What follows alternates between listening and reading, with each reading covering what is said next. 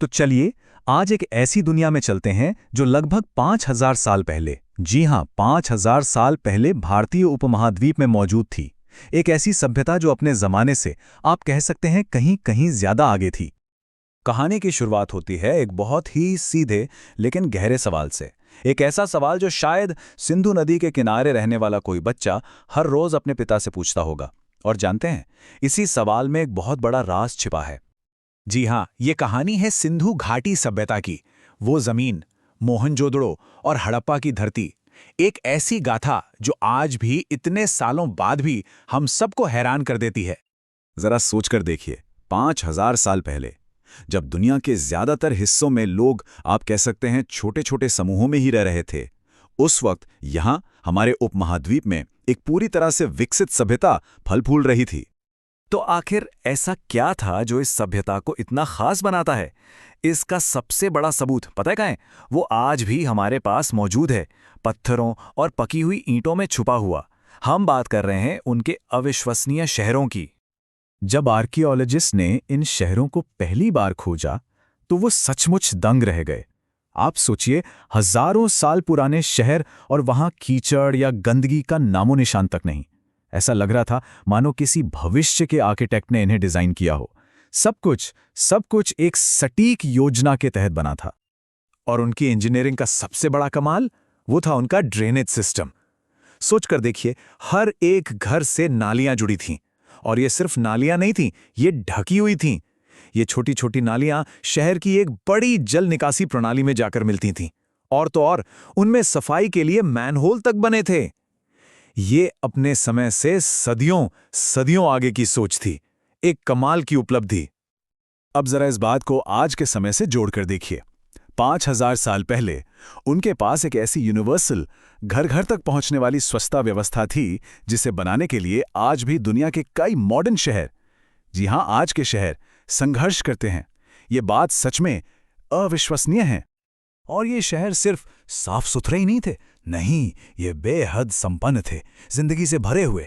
कल्पना कीजिए, बाजारों में मेसोपोटामिया तक से आया सामान है, कीमती मोती, लाजवाब मणि और खूबसूरत मिट्टी के बर्तन बिक रहे हैं। बच्चे मिट्टी की बनी छोटी छोटी बैलगाड़ियों से खेल रहे हैं और व्यापारी अपनी नावों पर कीमती सामान लादकर दूर दराज के देशों से व्यापार कर रहे हैं। क्या नजारा रहा होगा। लेकिन उनकी इन शानदार इमारतों और साफ सुथरी सड़कों के पीछे एक बहुत गहरा राज भी छुपा है। एक ऐसी पहेली जो इस महान सभ्यता पर आज भी रहस्य का एक पर्दा डाले हुए है। जरा सोचिए, इतनी एडवांस सभ्यता, ऐसी कौन सी चीज हो सकती है जो आज भी हम सबको सबसे ज्यादा उलझन में डालती है? उनकी लिपि, जी, उनकी अपनी भाषा, उनकी अपनी लिखावट, यही उनका सबसे बड़ा रहस्य है जो आज तक एक अनसुलझी पहेली बना हुआ है। ये लिखावट हमें उनकी मोहरों पर, उनके बर्तनों पर, कई चीजों पर मिलती है, लेकिन आज तक कोई भी इसे पढ़ नहीं पाया है।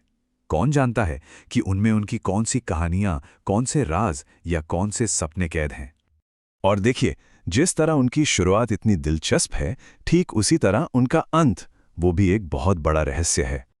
सब कुछ सही चल रहा था और फिर एक दिन ऐसा लगा जैसे जैसे समय ही थम गया हो। वो महान सभ्यता धीरे धीरे गायब होने लगी। तो सवाल उठता है कि आखिर हुआ क्या था? देखिए, इसका कोई एक पक्का जवाब आज तक किसी के पास नहीं है। हाँ, कई थ्योरीज हैं। शायद सिंधु नदी ने अपना रास्ता बदल लिया और खेती सूख गई, या फिर जलवायु परिवर्तन ने मॉनसून का पैटर्न ही बदल दिया। कुछ लोग किसी बाहरी आक्रमण की भी बात करते हैं। वजह चाहे जो भी रही हो, वो महान शहर धीरे धीरे गुमनामी के अंधेरे में खो गए। तो फिर आज हमें मोहनजोदड़ो और हड़प्पा को किस नज़र से देखना चाहिए? क्या वो सिर्फ टूटे फूटे खंडहर हैं?